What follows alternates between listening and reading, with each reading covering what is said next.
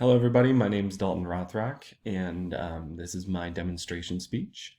Did you know that according to a study done by Daily Fantasy Sports, $3.2 billion are invested into fantasy sports leagues? And that just contains the number of ones that are tracked on the big sites like FanDuel and DraftKings and those types of websites.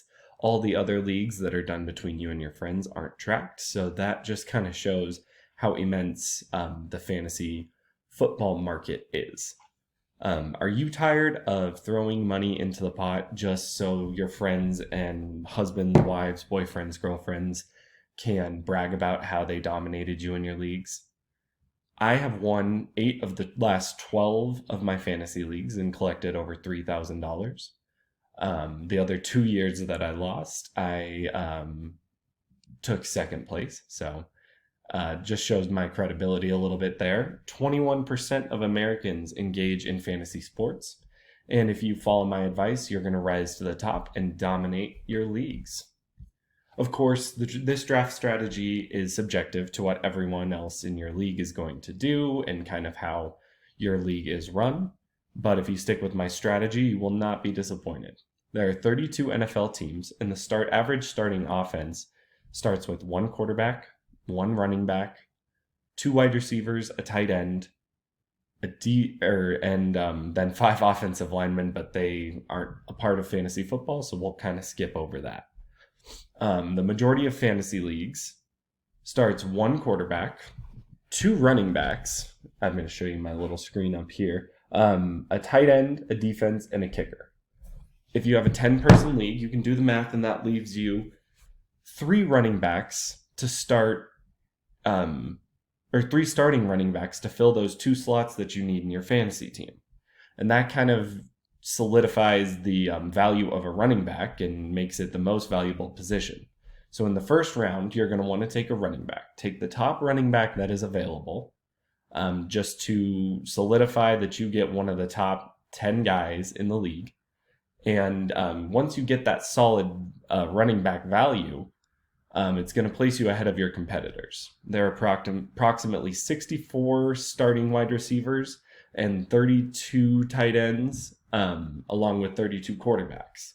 Now you might be thinking, should I draft a quarterback since there's the same amount of quarterbacks as there are running backs? But the big difference is that you start 2 running backs in a fantasy league, these 2 slots right here, and you only start 1 quarterback. And so it just kind of makes there's a lesser pool for running backs than there are quarterbacks.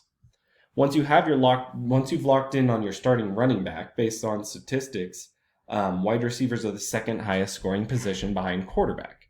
So it's wise to probably go and pick up one of the top wide receivers that's left around in round 2. Since you now have a dominating wide receiver running back combo, it's time to look and see what other positions provide consistent value and have a limited selection of players.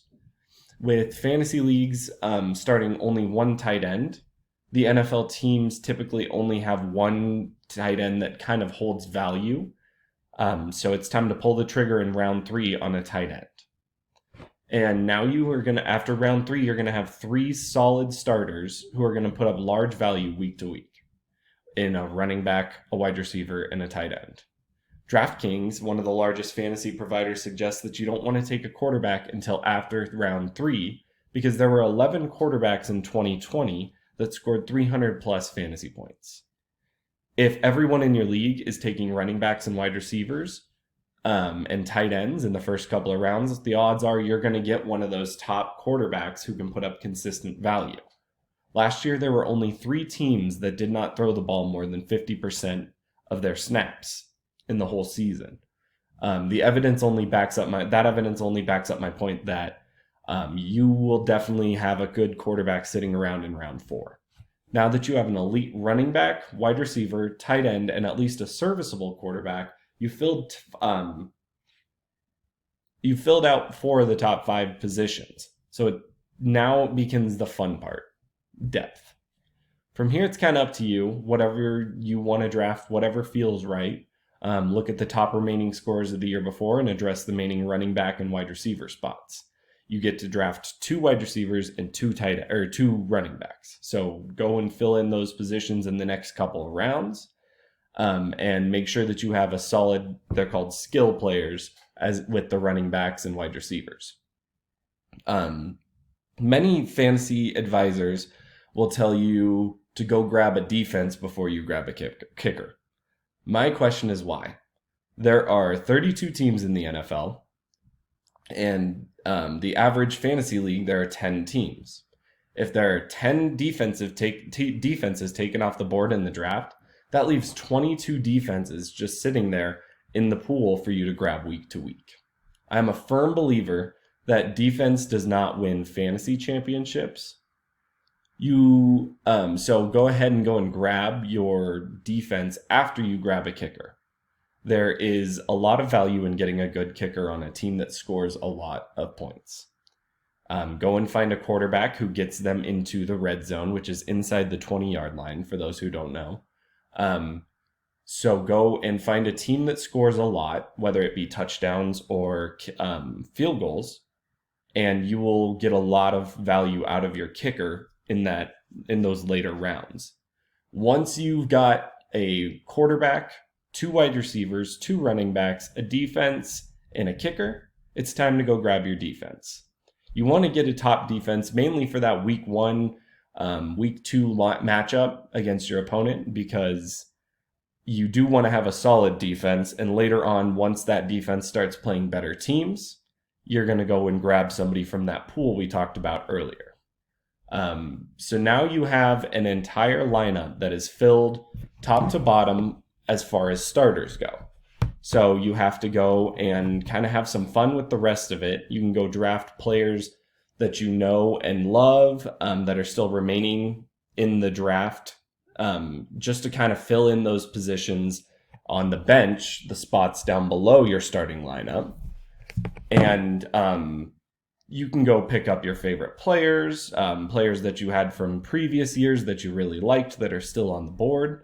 They're just as important because you will be using them later on when there are bye weeks. Bye weeks are weeks where your team, the player's team, does not play. So you're going to need to fill in that spot with one of the players on your bench. Just be sure that you have a backup player for every position in your starting lineup. And pretty much after that, you're set with a good, solid team. You've just received the key to being successful in fantasy football and can join that top 21% of Americans playing. The days of losing to your friends are over. Now go out there and dominate the rest of your leagues.